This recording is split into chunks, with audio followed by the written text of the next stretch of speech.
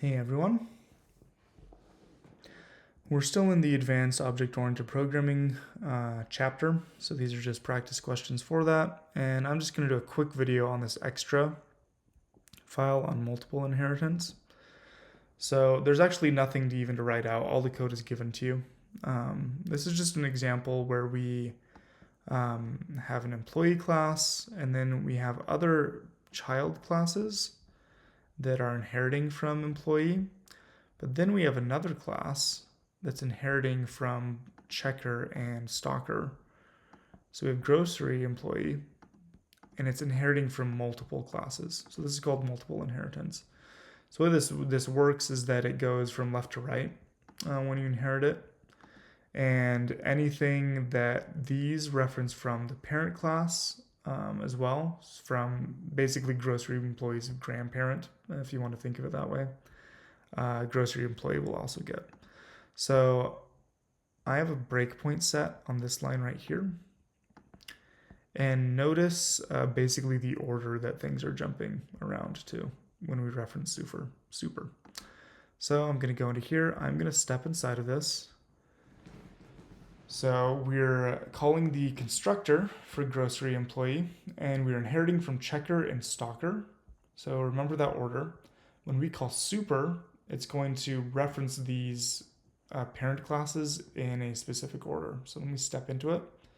First, we jump into checker, which is also calling super. So if I step into super, it actually jumps over to stalker because it knows that it originally was called by grocery employee.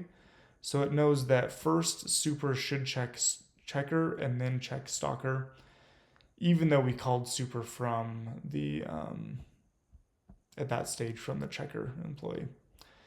Then once we're here, we're calling super. There's no one else left to go to over here. So super is then going to refer to the original class that it's inheriting from, in this case employee. So you can add a first name, last name. So notice it's going to do employee constructor here. Then it's going to jump back to stalker. Then we're back into checker. And now we're back to the original grocery employee. You can check what the order of things is going to be when you call it if you do this .mro. That stands for method resolution order, right? So that's saying, hey, first, when you call a method like the constructor, first we're going to check grocery employee, then checker, then stalker. And that's because it is left to right. Then after that, employee, because checker and stalker are inheriting from that.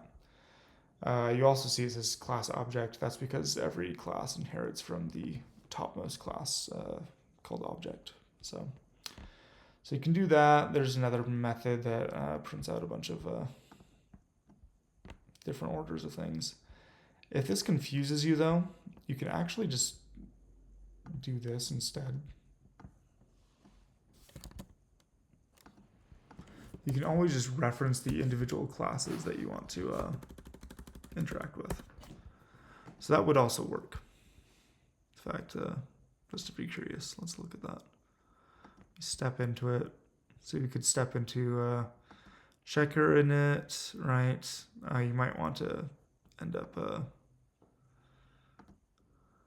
doing a few different... you might eventually want to just replace all of these with employee.init if you wanted to make it a little bit more predictable how it tends to work. But you can see that it does, in fact, just go directly to those constructors. That's another way you could potentially do it, though this is a lot less code. So hopefully that gives you an idea. This is more complicated than what we're going to do in my IS303 class. If you're watching this as one of my students, you might just be watching this randomly on YouTube. If you did, hello. So no need to worry too much about it if you're actually one of my students, but it's a good thing to be aware of and to know. Every now and then this could be useful.